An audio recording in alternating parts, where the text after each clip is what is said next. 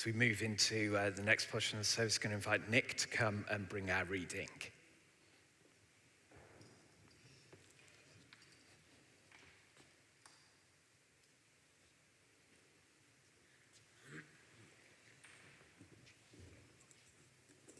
Okay, so this is John 1, verses 1 to 18. The Word became flesh. In the beginning was the Word, and the Word was with God, and the Word was God. He was with God in the beginning. Through him all things were made. Without him nothing was made that has been made. In him was life, and that life was the light of all mankind. The light shines in the darkness, and the darkness has not overcome it.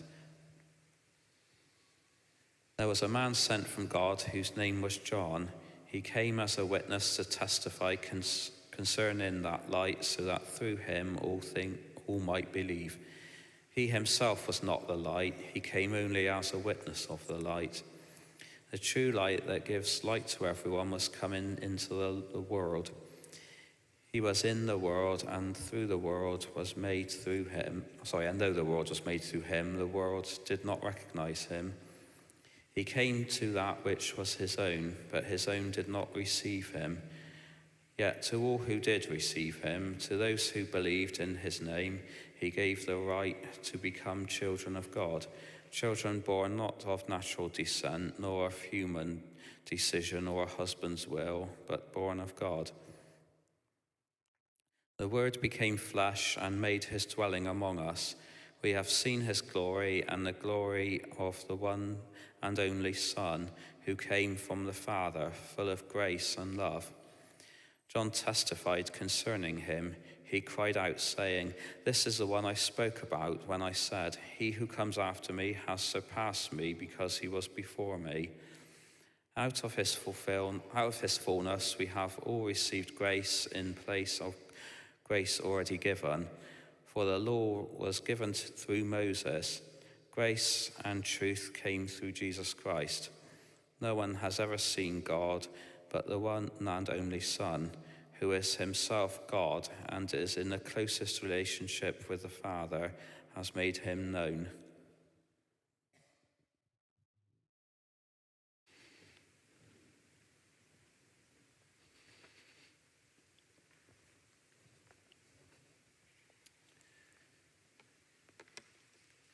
Thank you, Nick. So then, it is the age-old question, isn't it? Which is better, the book or the film? Let's see. Oh, that's too far. There we go. It's not coming through on the screen, but do not worry about that, Carrie, if it's not working. So James Bond, it's probably the films. Harry Potter, I'd say the books. Lord of the Rings, neither. Just alienate everyone in one go. Pride and Prejudice, you could ask which is better, the book or the play, or this film based on the play, or the other film, or the TV series, or the other TV series. And that might all be a fun debating point, but really it's a moot question, because these are all just different ways of telling the same story. You can even tell a story through song or in a painting, as well as on stage, on film, on the page. What these methods do is just allow the creator to tell what is essentially the same story in their own unique way. Each one of them serves a different purpose. And then we have an example of this in the Bible with the 4 Gospels, as we call them, 4 different ways of telling the story of the life of Jesus of Nazareth. Don't worry, it's all fine. So they are Matthew, Mark, Luke, and John, and each of those authors has his own take on how to present familiar events, same basic storyline, in order to serve their unique purpose. And if you have read these books before, you may well have noticed that one in particular is not like the others. The odd one out, if you like, is John. Each of them is different, but John is certainly the one that seems the most different. And if you've spotted that, we wouldn't be the first people to notice it. For a long time, it has been recognized by those who read and treasure these stories. And people bracket Matthew, Mark, and Luke together, and they give them a fancy name. They call them the synoptics or the synoptic gospels. And then John is almost in its own category, if you like. And then when I'm trying to put my finger on what exactly is different about John, I think a couple of things stand out to me. Firstly, the content. There are lots of very, very well-known stories that only appear in John and not in the other three. The woman at the well, that's only in John. The raising of Lazarus, only in John. Turning water into wine, only in John, which might be a bit of a surprise. But on the flip side, there are stories that we might have expected him to include that he leaves out altogether. Jesus' baptism is kind of alluded to, it's not described. Jesus' transfiguration, if you know what that means, it's not there at all. You've got the Last Supper section, which doesn't really have any supper in it. There's scarcely any parables. There's nothing that looks like the Sermon on the Mount. And the other thing is, the style seems quite different to the other Gospels. And I don't really know how to say this the right way, but Jesus just sounds different when he speaks. And it's not often in the context of where he's giving a talk to a crowd in public, but often there are more personal conversations, intimate settings, conversations that go back and forth. Jesus sometimes kind of repeats himself in different ways to try to get his message across. Now, don't get too freaked out by this. The Gospels are based on eyewitness testimony, but they're not CCTV footage. That's not their purpose. Just as you can get a film and a book, and they tell the story in different but equally valid ways, so each of the Gospels present their information in a particular way in order to get their message across. We could think, why might John be different? Traditionally, it is thought to have been the last chronologically of the four to be written. That's why it's in fourth place in our English Bibles, Matthew, Mark, Luke, then John. In fact, it comes in between Luke and Acts, which are basically two halves of the same book. Sort of splits them up to keep that chronological order. I wonder if John has had more time to reflect on the meaning of these events and kind of leans into that. But whatever reason it is, the design, the style that he has chosen, it is absolutely deliberate. There's no kind of doubt about it, because the way John is written, it's almost like there's a very specific agenda at play. And turns out there is. And in fact, John gives it to us plainly. He states his agenda near the end of the book. So in chapter 20, verses 30 and 31, John says, Jesus performed many other signs in the presence of disciples, which are not recorded in this book. So he's saying he's left some stuff out. But these are written, so the things that he's included, the style is chosen, these are written that you may believe that Jesus is the Messiah, the Son of God, and that by believing you may have life in his name. I am not one of those people who reads a book by starting with the last page or the last chapter. I need to start at the start and kind of go through every word until I reach the finish, the way the Lord intended. But for this book, I can see that is helpful to jump to the end, because in the penultimate chapter, John here is giving us the framework for us to read the entire story. He sort of puts all his cards on the table, wears his heart on his sleeve. He just comes with complete candor. And he is a man on a mission. And here is that mission. He wants his reader to believe in something. But in what? In Jesus, who is the Messiah and the Son of God. And why? So that by believing, the reader might experience life. John is talking to you and to me here. This is written for his readers throughout every generation. And if you struggle to understand what the Bible is saying sometimes, this is really wonderful news, because John is giving us all a massive push in the right direction to help us navigate our way through the text that he's written. I'm going to reorganize those bullet points into 3 questions, which can then provide, it's sort of like an easy to follow Bible study format. We can apply it to every section of John's gospel. And I think if we do that, we're being faithful to what the author intended and what he wants us to get out of it. Question 1, 1, and 1. Wow, that's formatting's gone weird. Question 1 then, who is this Jesus?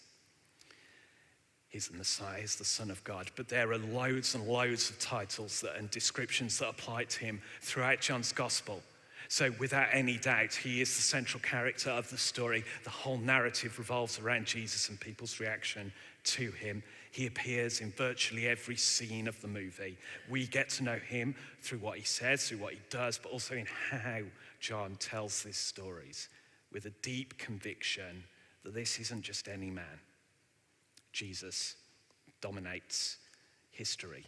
Jesus stands at the very center of time. We know this because we recognize everything that has ever happened in relationship to him.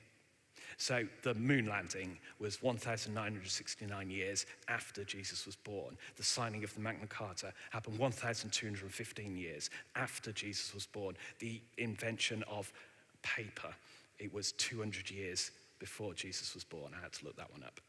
His importance, his significance, that is a given. But who was he? Who was he really? Who did he claim to be, and why does it matter? So in this book, John is inviting us to find out, but more than just find out. John wants us to believe in this man. What does that mean? Second key question. Is it about being a religious person? Is it about an ethnic identity or a moral code or a political ideology or a tradition? If Jesus is as important as he seems to be, how should we relate to him? Do we even want to relate to him at all? In the gospel, people will react to Jesus in all sorts of different ways. Jesus will encounter all sorts of different people, different backgrounds, each with their own life story. We're going to be finding ourselves identifying with some of these characters, challenged by others, maybe puzzled by still others. But every one of us will be given the choice, knowing what this book reveals about who Jesus is. What am I going to do about it? And our final question is, what kind of life does this belief lead us into? See, John doesn't just show us the pattern of belief, he also gives us the purpose of belief. Belief has an object, Jesus. Belief has a goal, and that's life. We believe in Jesus. We believe so that we can come alive. John speaks from his own understanding, but also from his own experience. He has discovered that there is something more to our existence than filling our days with Netflix. We're made for more than that, and the abundance of the more comes about when we put the full weight of our trust, of our belief in this man that he reveals, Jesus. And by doing that, we get to experience something extraordinary, and that thing is going to fulfill all our most profound wonderings and longings about what it means to be truly me. What is my own true, authentic life? Well, it's the life that is found in the name of Jesus. And this kind of life gets given a name. It gets called eternal life. And that isn't just for the far-flung future, but it's something that can be started and experienced here and now. And that offer of life is what explains why Jesus' followers gave up everything to give their all to him, and why Jesus' followers still do that today all over the world. So if you want to know what this life is about, John's gospel will show us. We see then that there's a clear agenda at play in the writing of this gospel and the telling of this story in this way about this man. Don't want you to be under any misapprehensions. John's agenda is my agenda. I hope it's the agenda we're going to adopt as a church, because between now and next Easter, we're going to be going deep into the Gospel of John. We're going to be helped out by different visiting speakers who's going to come, and as we work our way through week by week and chapter by chapter, but the core of the message, it's going to be the same throughout. What does it mean for me to believe in Jesus? And that by believing in him, I might experience life in all of its fullness. So I want to invite you to join us as we travel this adventure. Maybe it will be a journey into new territory. Maybe it will be familiar ground, but I hope you'll still see new things. You might want to look at this book outside of what we're doing on a Sunday morning. I'd certainly encourage you at least once to find time to read or to listen to it from start to finish in one sitting. It's about 2.5 hours. For the rest of this morning, we're going to focus on John chapter 1. This will serve as our pre-expedition preparation. So we've got a 9-month trek ahead of us, like getting ready for D of E. What we're going to do is lay out those big ordnance survey maps on the table. We're going to see where we're going and take in some of the landmarks that we'll spot along the way. John 1 is really great for this. First 18 verses, they're sometimes called the prologue to the Gospel of John. What they do is they give a grand poetic introduction into the stories that will follow. What John does in these verses is he introduces virtually all the themes and the riffs that he's going to pick up and run with over the remainder of the book. He really loves a recurring theme. All the ideas that we will first meet here, he's going to return to them again and again. Because then what we're left with by the end is an incredibly full, rich, beautiful portrait of who Jesus is and every reason for us to entrust our lives to him. So you ready? Let's begin. And fittingly, John starts in the beginning. And I've heard it said that this is a bit like if you were giving a talk to a convention of Beatles fans and you started your talk, yesterday all my troubles seem so far away. You will need to explain to them what you're doing. They recognize those lyrics, and similarly, John doesn't really need to explain what he's doing here, because if we've read the scriptures, we recognize these lyrics. In the beginning are the first 3 words of the first book of the Bible, first 3 words of Genesis. So in starting his story in this way, John is saying that this isn't just some old biography about any moderately noteworthy historical figure. Because where this story begins is the same place that the story of the entire cosmos begins. It's as if he's saying, if you really want to know who Jesus is, you've got to go back to the start, back before the world existed, back before anything existed except God himself. That is some claim to make. He goes on, in the beginning was the Word, and the Word was with God, and the Word was God. He was with God in the beginning. Through him all things were made. Without him nothing was made that has been made. So this word, capital W, this word, we'll soon discover this is Jesus he's referring to. And John introduces something quite mysterious here. I don't know if you caught it in the way those sentences were kind of paired together. The Word was God, and the Word was with God. He both is God and is somehow distinct from God. Genesis 1 starts in the beginning, God. John 1 starts in the beginning was the Word. Genesis 1 says God made the heavens and the earth. John 1 says that nothing was made without the Word. This is very strange, and some centuries later, these ideas would start to be packaged together in what became known as the doctrine of the Trinity. But for our purposes, all we need to know is this. John is reflecting on how Jesus himself self-identifies throughout the gospel. And Jesus will often use Father-Son terminology instead of God, the Word, but the ideas, principles are the same. Here are some of the things that Jesus will say about himself. All that belongs to the Father is mine. Whatever the Father does, the Son also does.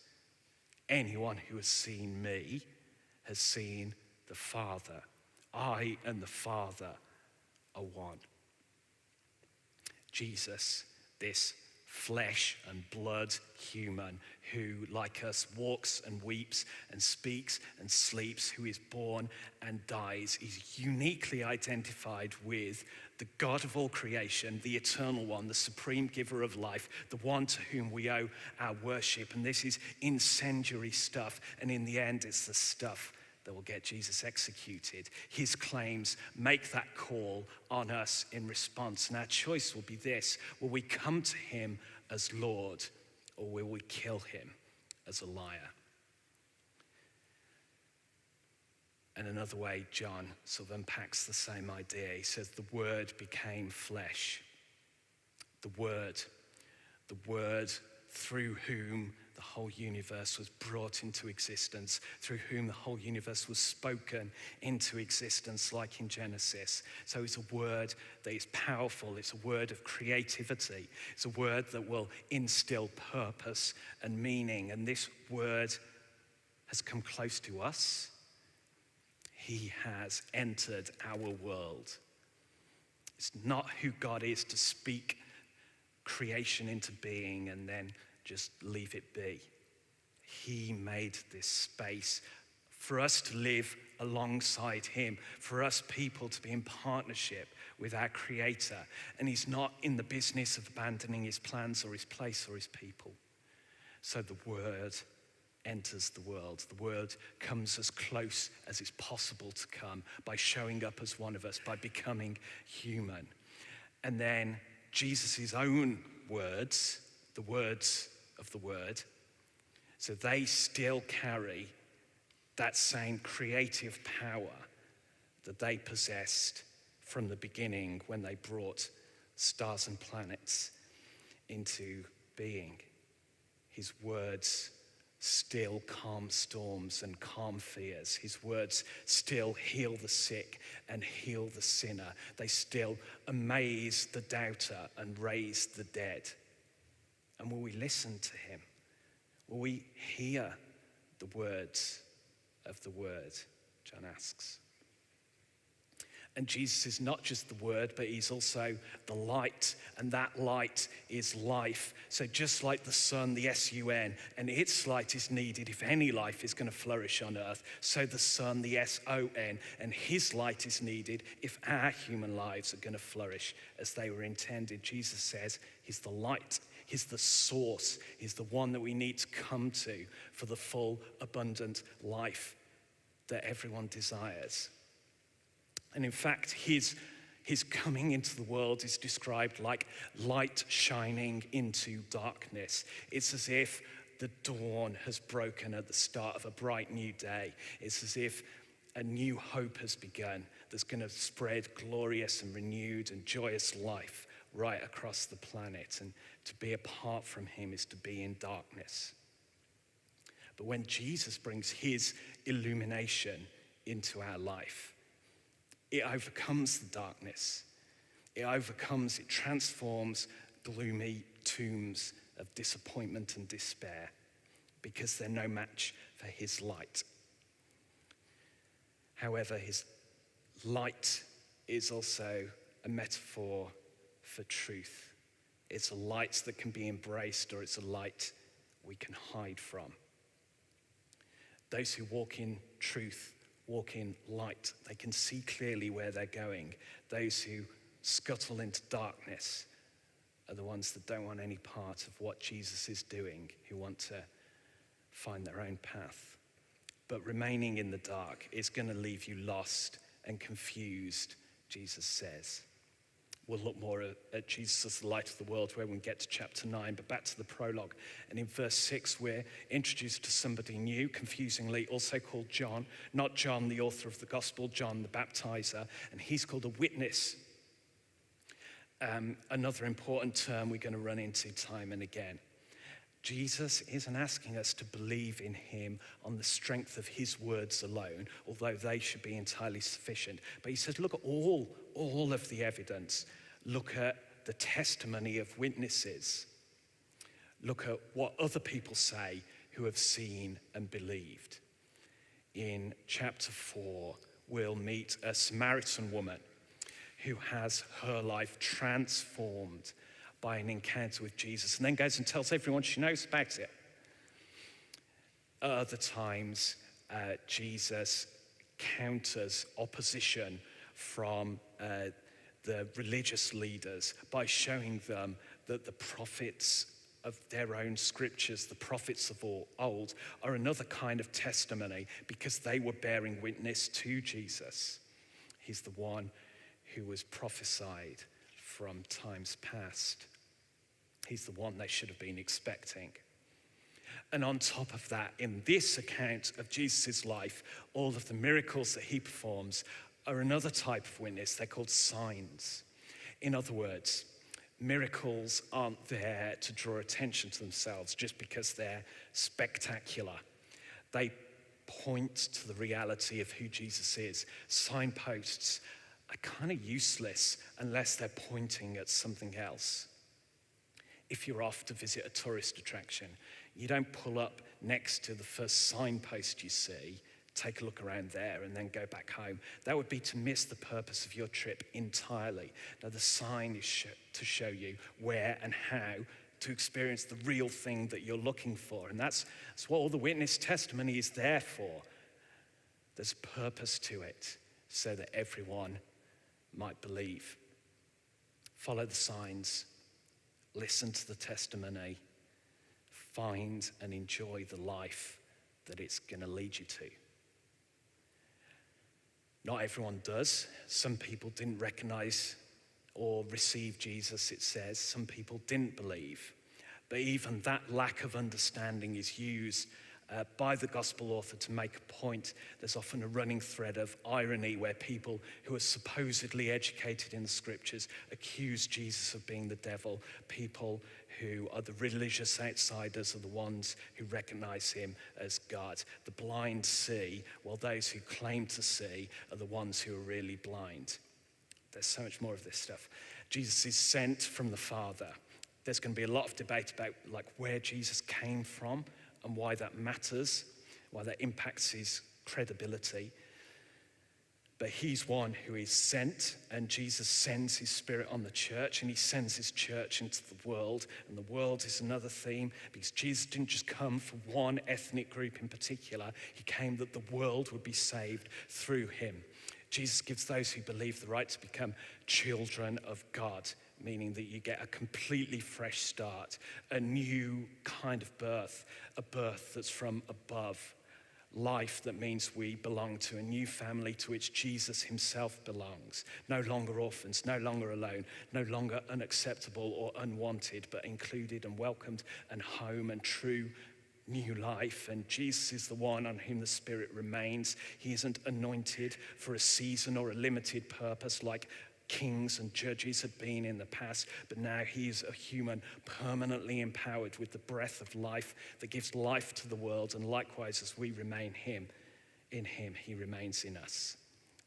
And I'm barely scratching the surface of these first 18 verses. Look, I wrote a load of stuff. Who wants that? That's nonsense. Let's get rid of it. So much more that could be said. We'll have plenty of opportunity to explore it together. But to close, I want to skip forward a few verses to a part of chapter 1 that we didn't read.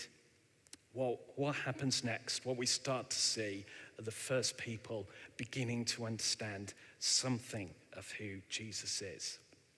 We encounter people like Andrew, who goes and brings his brother Simon Peter to meet Jesus.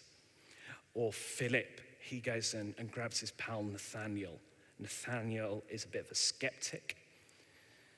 So really, he says to Philip, you have met some prophet or preacher from where did you say? Nazareth.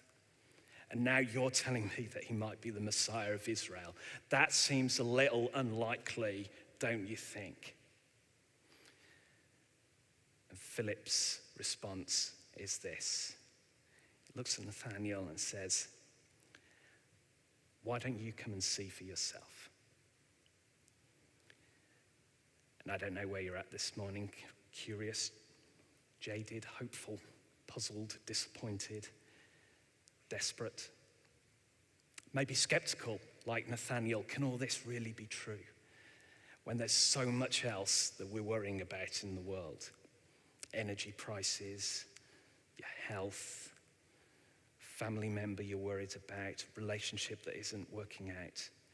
Isn't all that enough to be getting on with? Why do we need to bother with this Jesus stuff as well?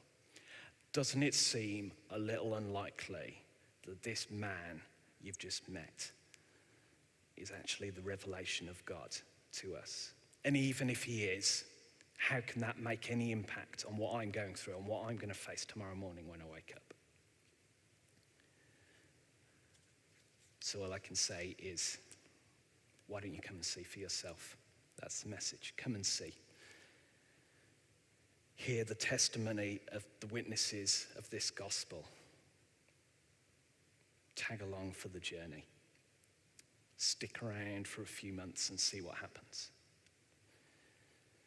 So G.K. Chesterton once said, "The Christian ideal has not been tried and found wanting. It's been found difficult and left untried." John's Gospel invites us to put that to the test. See what difference believing in Jesus makes. See if it makes sense of life. See what happens when we come to him for ourselves.